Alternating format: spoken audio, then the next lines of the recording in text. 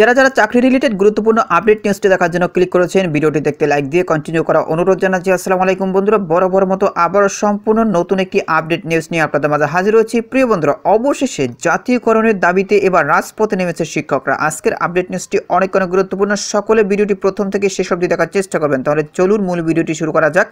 প্রিয় বন্ধুরা, মূল ভিডিওটি শুরু করার আগে বরাবরের মতো ছোট্ট একটি রিকোয়েস্ট থাকবে, আপনি যদি আমাদের এই পরিবারের নতুন দর্শক হয়ে থাকেন, এরকম নতুন চাকরি রিলেটেড আপডেট নিউজ সবার আগে পেতে আমাদের এই চ্যানেলটি সাবস্ক্রাইব করে পাশে থাকা বেল আইকনটি অন করে রাখুন পরবর্তী ভিডিও নোটিফিকেশন পেতে। আর যারা সাবস্ক্রাইব করেছেন তাদেরকে অসংখ্য ধন্যবাদ। প্রিয় বন্ধুরা, দেখতে পাচ্ছেন দৈনিক শিক্ষা.com একটি গুরুত্বপূর্ণ প্রতিবেদন প্রকাশ করা হয়েছে জাতীয়করণের দাবিতে অনার ইবতেদায়ী শিক্ষকেরা। এখানে দেখতে পাচ্ছেন প্রিয় বন্ধুরা, আমি আপনাদেরকে দেখাচ্ছি, নিচের দিকে একদম স্পষ্টভাবে উল্লেখ করা হয়েছে জাতীয়করণের দাবিতে স্বতন্ত্র ইবতেদায়ী মাদ্রাসা শিক্ষকদের সড়কে অবস্থান ধর্মঘট চলছে।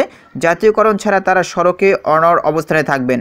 মঙ্গলবার তৃতীয় দিনের মতো জাতীয়করণ সহ 6 দফা দাবি জানান শিক্ষকেরা। স্বতন্ত্র ইবতেদায়ী মাদ্রাসা ঐক্যজোট আন্দোলন বাস্তবায়ন কমিটির ব্যানারে জাতীয় প্রেস ক্লাবের সামনে এই কর্মসূচি পালন করা হয়।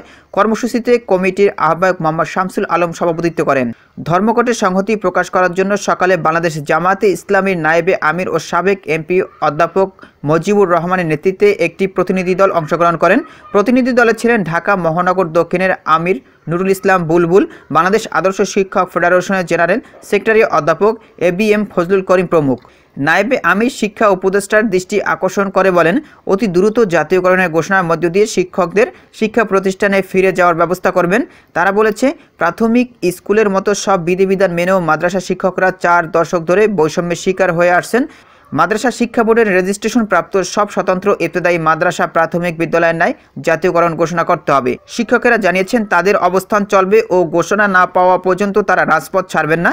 জাতীয়করণের ঘোষণা ছাড়া রাজপথ ছাড়বেন না ইবতেদায়ী মাদ্রাসা শিক্ষকেরা।